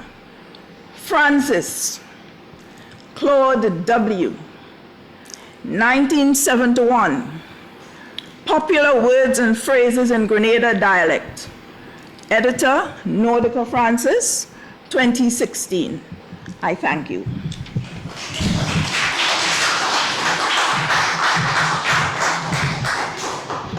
Thank you, Dr. Joseph. At this moment, we'll welcome Dr. Wendy Crawford Daniel and Ms. Jill Patterson to read an excerpt from the book and make some comments on this. So now we'll have Dr. Wendy Crawford Daniel. Thank you. Honorable Representative, Minister of Culture, representatives of the of the audience, good evening. Popular words and phrases in Grenada dialect is a heartwarming attempt to capture and retain what is unique and powerful in our cultural heritage, specifically our dialect. Culture, because it reaches into the heart or essence of our people, it reaches into our identity. And identity is defined here as how we as a people understand our relationship to the rest of the world. It is what distinguishes us as a people from the rest. One such variable is our unique way of conveying information, meanings, feelings, morals, lessons, values, ethics, norms, emotions, even such as anger, love, sarcasm, indifference, and particularly our cunning and colorful ways we describe people, events, and things in our culture. So language not only expresses identity, but also constructs and constrain our identity. While language conveys information, it does much more. It shapes the very information it conveys. It shapes and reflects identity. Language also determines how people see themselves and how they are seen by others. Language is therefore a social practice. It is dynamic, and like society, and let's say maybe technology, it is forever evolving and time sensitive. Language therefore has a strong sociological, historical, and cultural dimension in that it shapes the very information it conveys. In Francis's definition of Bajon, for example, he defines Bajon as a person prone to curse, to quarrel, to fight, a violent person, hot-tempered. Now listen to the context in which Bajon is used in our culture and by Francis. Ain't he playing he's the best Bajon? Why he run? He shouldn't have run. He'd have seen something here today. Now, Bajon don't run away from trouble or anything. The character is shaped by our perception of what it means to be a Bajon, and by his or her own head-on approach to challenges. In this case, the person ran away. And in our culture, Bajons do not run away. They stand up or run towards or create trouble for others. Thus, the simple definition of Bajon cannot capture its true significance in our culture if just taken as a dictionary definition. Now, taken outside of the context of the culture, someone can easily assume that a Bajon is a criminal, maybe. But we know in our culture, you don't mess with a Bajon. And it is ironic in that at the same time, if a friend or a family member is perceived as a Bajon, you feel invincible, you feel secure. So in the culture, a Bajon could be a respected person who has never even, ever been in a fight or created an unpleasant scene. He or she could be simply a no-nonsense person and be considered a Bajon. So while there are so many things I can say about the sociological, historical, I can even say anthropological and cultural components of popular words and phrases in Grenada dialect, I will look today at just a few randomly selected instances where it is used to convey feelings or emotions. Love, it's used to convey the quality of relationships among our family members, friends, neighbors, in our community, and where it is used to teach us values, morals, ethics, and reiterate norms in the culture, instances of our indifference, our sarcasm, and the colorful ways in which we describe ourselves and other people. It also provides evidence of the cunning people we are, and our unique way of relating to hardship with the effect of painting a vivid picture of the situation and at the same time diminishing the blows from such hardship. Now, Francis used phrase in our culture to show the subtle messages like come out day, or come out way, to mean come out from somewhere unknown or unholy. And listen to our context in which he used it. The woman come out where she come out. she come and wash she hand on my child. No, in our culture we know, if you have not been around for a long time, we know you cannot take it upon yourself to punish someone's child, right? So another example, who know where he come out? He come out where he come out. He want to come and put rule here. In other words, who the hell he think he is to tell us what to do? So we have to understand the phrases in the context of our culture. We can very well grasp it. It may be difficult for others outside of our culture, but that's the essence of what he's saying. He also tried to demonstrate how cunning we are, our cunning ways in our culture. Francis used the phrase, throw a sprat to catch a whale. In other words, that means we set a trap by offering a hint to get the truth, or to talk as if we know the whole story, the whole truth, in order to elicit more information. So he used in his dictionary or book of phrases and words, you see how I hold you? I didn't know nothing about that. I just threw a sprat to catch a whale. We use that every day. Another example, snake in the grass. Another very common example. A snake in the grass is a hypocrite, a sneaky person. The context he used it in, the man just like a snake in the grass. He's sly, and so he wicked. Or live light and weigh heavy, right? Or cunning ways of operating. To live like a parasite or to enjoy without providing. Francis used it in the context, he think his so money coming. He want to live light and weigh heavy. We also have in this cherished and really that I love book of phrases and words, examples of sarcasm that Francis captured in our culture.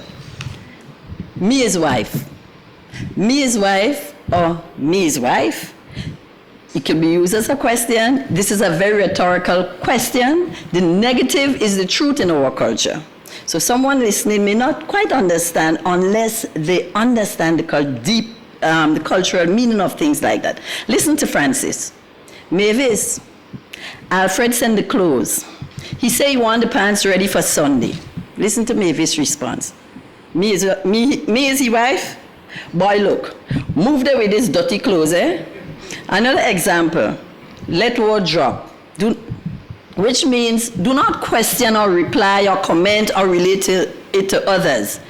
But you can never let people word drop. We offer a lot of threats, but most often we do not act on them. In our culture, we offer a lot of threats in our daily, everyday language, but often we do not act on them. And so in our culture, we are always rationalizing our anger or threats. An example he used, for example, if it wasn't for God, which means were it not for God, basically. The context in which Francis used this, he said something like, if it wasn't for God, I'm cutting down the tree right now with all the green pear on it. Or another one that was popular in the past, see where barley grow. The younger people may not know that as me, but the older folks as Claudia may know it. Really that means realize the consequence of your action. And a context, you're playing man. Walk back inside this house, you go see where barley grow. Francis depicted the colorful ways we described hardship, whether it's economic hardship or any type of hardship. An example he used in a popular word or the popular phrase, rake and scrape. It's painful earning, getting a little with the greatest effort. And a context in which he used it, you're playing a boss. You don't see how your grandma had to rake and scrape to get clothes for you to go to school. Another example, hand to mouth. Meaning bare existence, only enough to sustain. Right?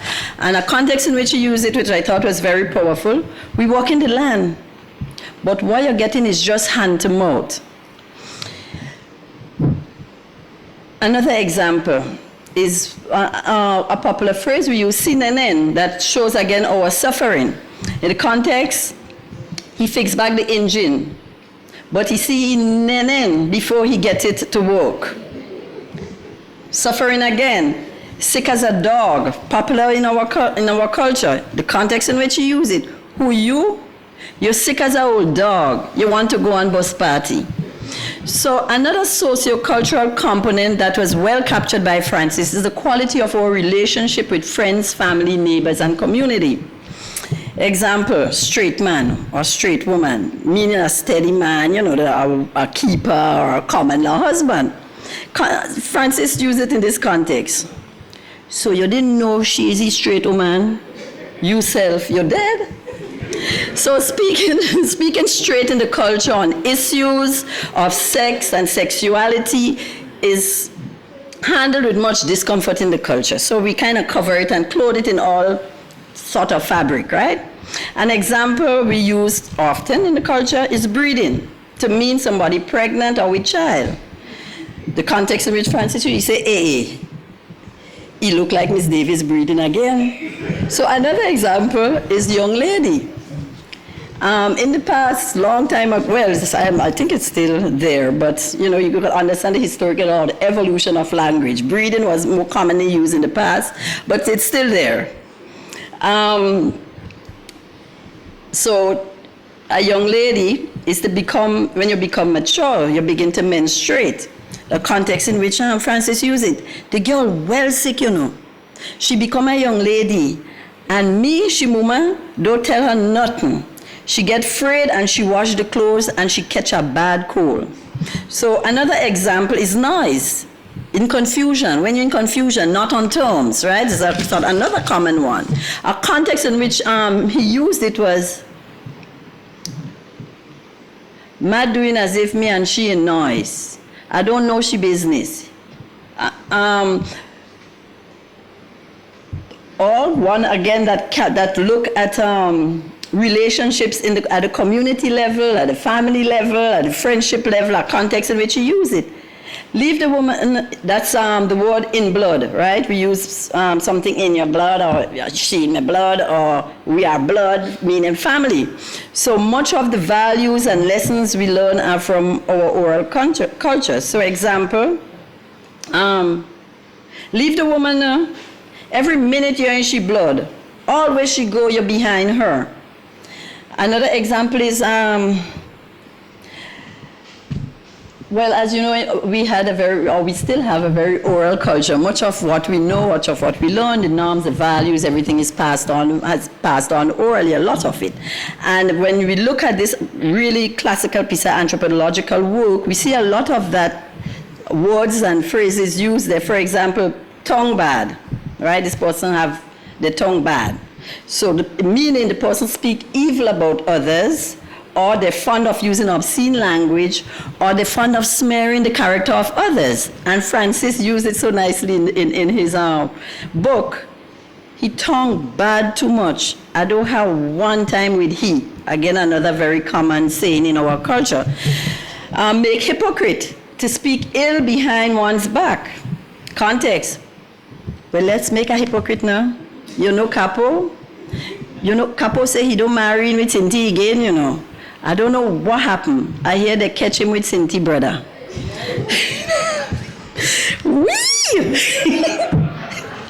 Another one is never see come see, right?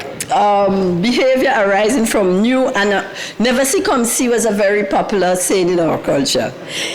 It's a behavior really that arises from when you acquire unexpected status or something, we would say. That woman fussy, I real never see come see. I can't stand her. So another example that is again common, which I like, is drag up. That in our culture is an untrained person, ill-mannered. And a context in which it was used, how the child drag up so? Is a shame. You don't hear how she answering she mother? So morals and ethics and life lessons were taught in the culture and passed on orally. An example, do so, don't like so. A very powerful lesson that we learn in our culture. Do so, don't like so. Meaning, people don't like to have done to them the unpleasant things they like to do to others. And a context in which Francis used it was, you see the same thing? Do so, don't like so. He won't pay me and she money he borrow, but he want to kill me for $1 he lend me. So we have colorful descriptions and unique ways of saying things to provide impact. An example, referring to somebody as a ginger pepper. which is an extremely hot-blooded, sexually active person, and a context in which it's used. Who, me with a ginger pepper? Afraid to pass where she pass. Another one is maga, meaning thin, right? We use maga, we continue to use maga, but I got to learn how to spell maga now. She maga, but not so maga as the other one. Another example, if even self, our own unique way of speaking, if even self, meaning like notwithstanding or even if, and a context in which you use it. She won't leave he. If even self, he don't marry she. So examples like having thing in your skin, very saucy, shrewd type of person. And a context in which you use it is, for she had thing in she skin, she does get on just like she's a big woman. So, I mean, this book is just full of stuff that writers, persons who are going to be using our authors, Chris and all the authors who are inside here, with Steele, Claudia, with Banfield, everybody, Sandra, Ruggs, I must call your name. All of these things, it will be very valuable, I think, and very useful, white spice, very useful for us to use. So the examples from popular words and phrases in our culture convey much more than if spoken in formal language. This book will contribute in significant ways in promoting and protecting our identity, that which sets us apart from others. This work is a gem. It's a treasure for our cultural heritage. It conveys the social and cultural aspects of our life and shows the historical evolution of our society in that some of the phrases are time sensitive, more relevant at different times in our history, which show the dynamism of our language and culture. Take the term make out, for example. It means getting on with the job or case. However, in contemporary times, it means pre-sex romancing, making out, right? So thank you, Nautica, and thank you, Mr. Claude Francis, wherever you are, maybe in heaven, for this wonderful anthropological work that is a great contribution to our cultural heritage. Thanks.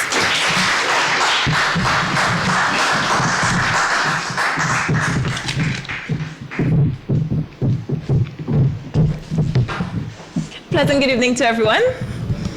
Allow me to stand on the protocol already established. Before I begin, I'd just like to say that for me, especially reading this book and just finding out when it actually came out, I was just really impressed how one book can do so many things. And it not only captures our culture and our identity and provides, really popular words and phrases that we know every day, and even while you're reading it, there are words you don't realize that you knew, or you're like, oh yes, I remember this. And then there are those that you don't even know because it's probably never used in your generation or the people around you. But it really has, I think, it really speaks to a lot of things, especially when it comes to education. And I'd just like to read 2 excerpts from the book with regard to that. And these are Claude's words, and he says, "It was when I was still a schoolboy, studying for my Cambridge Junior in shorthand, that I first became aware of the real sound differences between Standard English and our Grenadian dialects. I had to listen very carefully and write the shorthand signs according to the exact sound and not the letters. As I wrote down what I heard said in our dialect, I realized that I was writing a completely different language to the one I was being taught in school. It was a new discovery for me, and it made me see clearly that what we speak is a different language with different sounds." And he also mentions in the introduction, "This book is offered to the public, especially the school children of Grenada, as both a book of entertainment and of critical information about our language, as easy to remember as the spoken word." And I think that the fact that this was written, 45 years ago? before I was even dreaming of being born. And we often have the perception that Creole or dialect is really backward, right? When we say something is backward, it's like, in the Stone Age. But the irony is that using Creole and using the dialect in the classroom is a really progressive move. And the thing is that a lot of, let's say, islands in the Caribbean or a lot of nations are actually getting on board with that, especially in the education system as well. They're getting on board with that, using the first language to teach standard English, for example. So I think that it was really brave and I say forward thinking of Mr. Francis 45 years ago, even before that movement was accepted as it is now, and it's still not fully accepted, to have come up with this idea and really champion this idea. So for some examples, because I always like to give examples when it comes to this. So we say that we want Creole in the classroom, but then we don't really understand why. And so I've taught at, let's say, primary schools and secondary schools, even at university level. And local students have a special difficulty.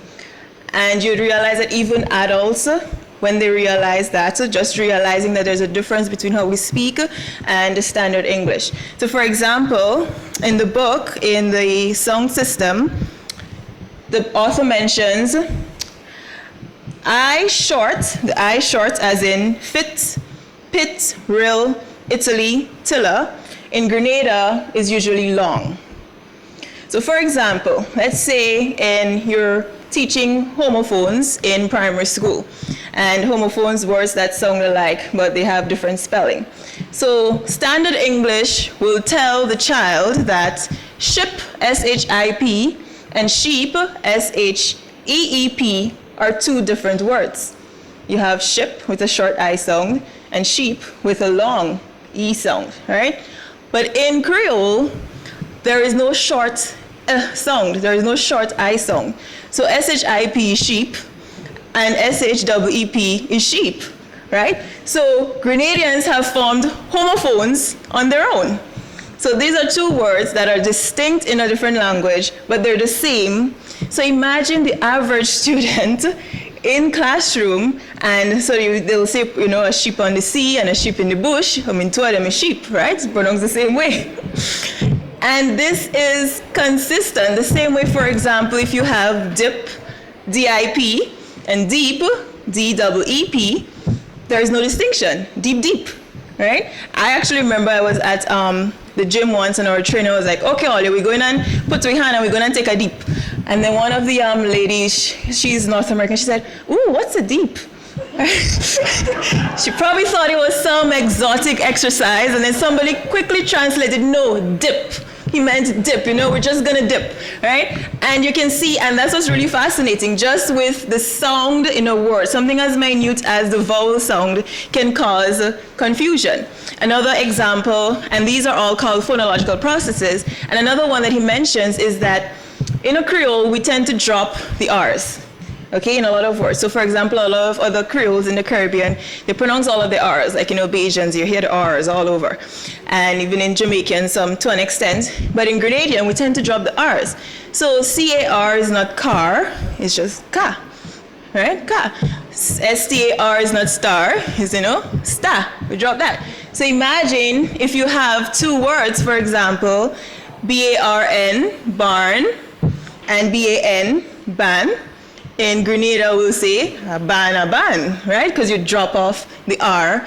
And the same way you form again homophones, which would be distinct words in a different language, right? And these are the things that really, just some examples that can really be problematic for students in school. Even, for example, when we drop the THs, we tend to not pronounce our THs all the time. And I remember when I was teaching in Grenville Secondary and I was doing literature in Form 3, and I had the class reading, and they were not pronouncing their THs. And I mean, I went to convent and we were taught to pronounce our TH. I was in choir as well. And they were not pronouncing it, and I told them they need to pronounce their THs, and they tried. As in, they literally tried. I'm like, put your tongue between your teeth. And they literally tried to do that, and they couldn't. A lot of them couldn't. And then they started laughing at me because I plain pretentious. I plain stush, pronouncing the TH, what getting on with what I plain, right? But the reality is that that sound is not in the language. It's not in the song system of the language that they actually operate in. So it's really difficult for them. So students like this in school, they need to be taught some of these songs. They need to be taught that, there is actually a difference between our language. Even, for example, when we add a Y sound after CA song. So, for example, cat will become cat. We have a Y in the middle there. Any CA word you can come up with, carpet will become what? Capit. Cap will become cap, right? So we always are that, and it's consistent. So for example, if you have a word C-A-R-D, first of all, we drop in the R, because it's like, we drop in the R. Then we're going to add the Y, and the card becomes what? CAD, right? I remember my sister told me once when she just moved to the US and she went to the train station and she wanted to get a Metro CAD. And she asked for a Metro CAD and she was like, what? It's like a Metro CAD. She's like, what? She's like, a card. Oh, okay, I understand what you're saying now. Right? So the simple things like these, even if, just the songs, and we think that they're so simple, it can cause miscommunication. And if it's a case where, and I've actually done, sessions like this with students who are, in teenagers or, early 20s, adults. And just the awareness, knowing that what you speak is different from the target language in school. Because they come to school and we say, okay, you're talking bad, you need to talk English. And at the same time, they feel, okay, they're probably talking English. So why is it that they're not doing better in English? Why is it that our CXC results are not better? Why is it that our students are not very confident in expressing themselves? It's because they're not really confident in the first language that they're actually speaking in. So I think for me, the most important thing for me, especially with this book, is that it really adds to that conversation. It really gets people aware of the fact that we have a language, and as much as we want to shun Creole and shun dialect, we have been doing that for years, and it's not really helping. So I think it's really a time where we embrace it at all levels and become versatile. So we know when to code switch, when to talk, Creole and the situation, and the same way teach our students to do the same. So that they can code switch when they need to code switch. So that they feel confident, you tell them that, okay, the language that you're thinking, it's valid, it's authentic. And now let's use that to teach you standard English. So for me, that's a really, really huge impact. And I'm just really grateful. And I wish Mr. Francis was here so that I could thank him for that. But he's not, but I'm just really grateful. And I know that he'll be thrilled to know that, something that he was just thinking of and just jotting down, years ago, would really make an impact like that now. I thank you.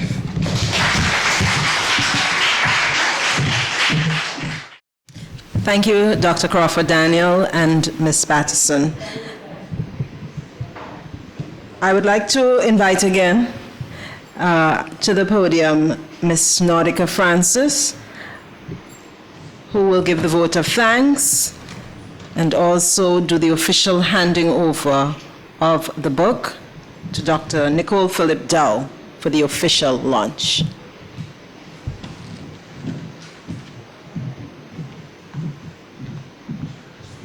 Good afternoon, everyone. Once again, Senator Hood, distinguished panel. This has been a most illustrious panel. Everybody agrees, yes?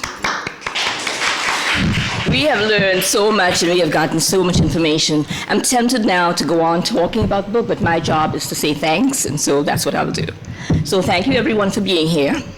Panel, distinguished guests, ladies and gentlemen. I see my attorney in the audience, Mr. Ruggles Ferguson. That makes me feel so much safer, I must tell you, now that my lawyer is here. Not in that capacity, but it's good to see him.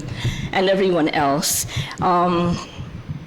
As I was working on the launch for this book with two people that I cannot thank enough for helping me, Dr. Margaret Joan Joseph and Mrs. Gloria Payne Banfield, it occurred to me that that old adage of it takes a village to raise a child, it occurred to me that raising a child is not the only endeavor that takes a village. This book literally took a village from the very beginning all the way through 45 years to present. And so the wish in my heart is that my father was here because he would be just so thrilled. And in his introduction, he has thanked a number of people already. But we have more people to thank. And just so I don't miss someone, and I'm sure I will anyway, and I do apologize in advance, I've kind of made a list. And here goes. In the very beginning, we're going to do a beginning, a middle, and an end, because there are a lot of people who started this journey with him who have since passed, and they need to be recognized. So I'm just going to read a list of names, kind of in order of how they came into the process. So we have Margaret Blundell, Dora Iveron, Alfred Ford, Dr. R. Lepage, Professor R. Alsop, Mr. G.O.C. Vincent, Dr. George Vincent, his son, Michael T. Church, who was just up here, and who wrote or read the afterword that he wrote for the book, Vilma Thomas Dario and Judith Lewis, both young women in the community who helped him with that major task of typing, because it's typing on a Corona manual typewriter. It's not the computer, it's not backspace, it's not spell check, it's not wraparound text, it's literally typing. And if you make a mistake, then you put in the little piece of paper over the letter that you messed up and retype it. So this needed a lot of help, and he had a lot of help from these people. Reverend Father Oliver Levy, who lent him his machine to produce this work, because what happened was, back in the day when my dad was doing this, it was not easy to get a copyright from the Library of Congress. He's living in Gore, in a third world country. You're not accessing the Library of Congress. So the way you had to get a copyright back then was to mail your original manuscript to yourself and leave it sealed.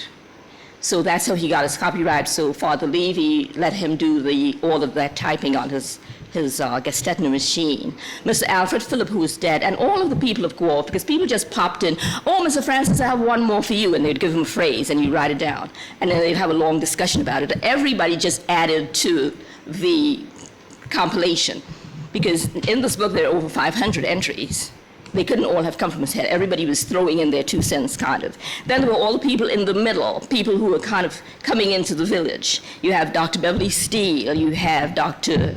Gillian Glean, you have Dr. Cooper. Mr. Herman Hall was one of the people who had the original manuscripts and saved it. When he handed it to me, I was afraid to touch it. It was so soft. It was that foolscap paper, and it was written over and had been sitting and getting dusty, and when letters were missing, you could see where he used his pen to put the letter back in. I have it in the shadow box, and I'm afraid to move it from one part of my table to the next. And then you have Mr. Raleigh Jessamy and Dr. Joseph. And at the end, we have Dr. Nicole Phillip Dow. She was very helpful and facilitated my getting a copy of the latest manuscript. And the good thing was that apart from the copyright that he did, he had printed many, many copies of that manuscript and disseminated it. So although the book was not officially published, it was printed and it was spread around. Now when I'm telling people about it, people are saying, "Isn't that book out already?" Or, "I have a copy of that book." So it's been around even though it hadn't been officially published. And so we have Dr. Dow, as I said. All of the people on the panel today, they're part of this process, and thankfully. And I just don't know what to say. I can stand here and just keep saying thank you, thank you, thank you, thank you, till all of the breath is out of my body, because just, I can't express thanks enough. Of course, it's kind of a weird moment for me. It's kind of sad, it's kind of exciting. Of course, it's my dad, so I have a little mushy feeling going on. And I really mean this sincerely when I say that I couldn't have done it without the people who helped me do it. And then all the people who volunteered, like yesterday, Addie, Janice, Judith, because yesterday friends called me and said, "Is there anything I could do for you?" And I said, "Oh, no, I think everything's taken care of." And then Mrs. Banfield calls me and she says, "Who's selling the books?" I'm like, nobody. And then I had to call back the people who just said to me they want to help and say, "Please help me sell the books." So I really, truly could not have done it without you. My father could not have done it without all of the people who helped him do it. I'm glad that, sometimes I think it's a pity this book hadn't come out before, but I think now is the right time. You know, everything goes in cycles. It was the right time for him to do it then. He wanted the school children to have it. The dedication in the book, the very front says, "To the people of Grenada, especially the school children of Grenada." He really wanted them to have it. But now the time has come around again that makes the publishing of it appropriate, because now we have a new interest in our language. We are more proud of it. One of the stories that my father tells all the time is, or told all the time, was that he used to write short stories for the BBC, and we would sit by the radio, that big Murphy radio with the 2 big knobs, and listen in the evening. And one of the stories he sent out was sent back to him, and the comment from the editor, or whoever it was, said, You know, we really love the story. Your story, the story is as great as all your other stories have been, but we really just cannot accept this one to air on the radio because you have a lot of dialogue in there, and the dialogue is all in dialect. We just cannot accept the language. It gives me goose pimples to think that somebody's saying, we cannot accept your language, when this is the language we speak every day and this is how we best express ourselves. Our language is more colorful and more vivid than all because we have combined several languages. We do the Spanish, we do the French, we do the English Creole. We have everything mixed in there. In a single sentence, you can get all of it. We do a double tongue all the time where we say, well, yes, we. Well, yes is yes, and we is also yes, but we use two languages to convey that. And in one sentence, we can do the whole thing. Well, yes, we, Papa. Oh, I saw her down the street. Well, yes, we. We do the whole thing. Standard English, Grenadian English, double tongue, Spanish and French. So it's all in there, and I'm glad we have this publication at this time. I'm going to make it fast because Dr. Nicole Dow, is she still here? She's not? Oh, she's there. Very good. She's here. I'm going to officially pass the book on to Dr. Dow so she can officially launch it into the hands of the Grenadian public, which is Dad's dream, my dream, kind of. Dr. Dow, would you please? And then she will make presentations to a couple of people, and I hope they are here. So I'm going to give you this. Thank you again, everyone. I'm so happy that everyone's here. Dr. Dow. Thank you, ma'am.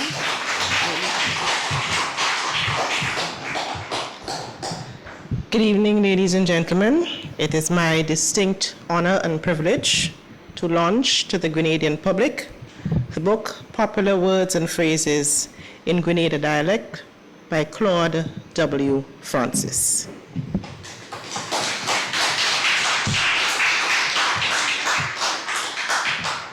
We have a few presentations to make.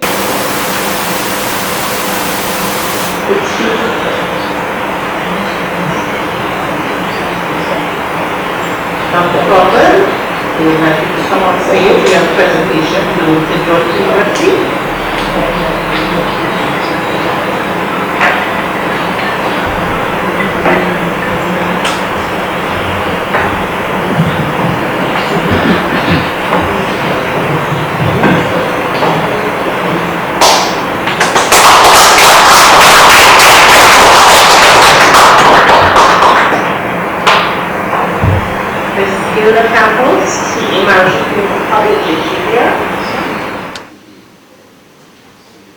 Anybody from TAMCC who can collect on their behalf? Yes, please.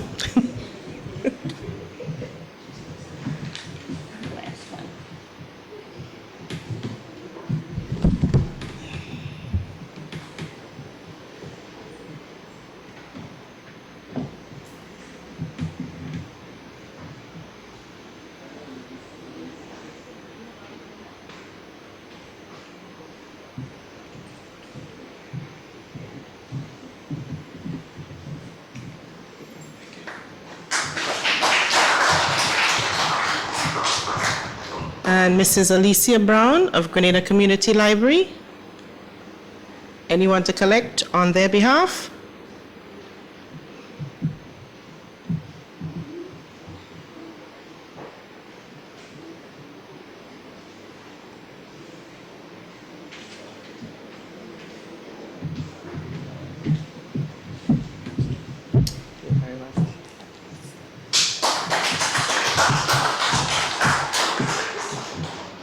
Thank you, ladies and gentlemen.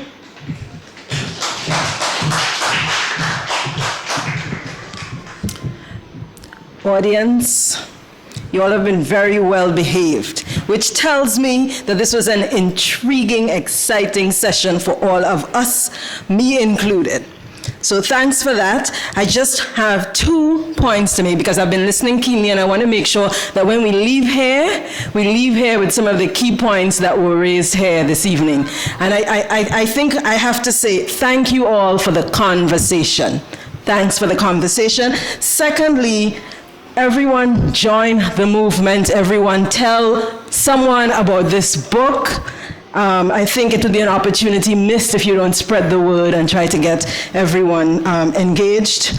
And I think also that there is probably need for some sort of plan of action to use this in our schools, but it's for consideration. I can see after hearing the linguist and Dr. Crawford Daniel how this can be put side by side with our standard English to teach people the difference. What is the standard English and what is the Grenada English Creole?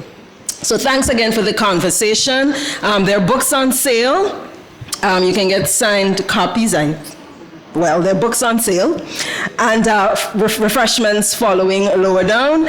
And yes, thank you very much for being here. Get home safe.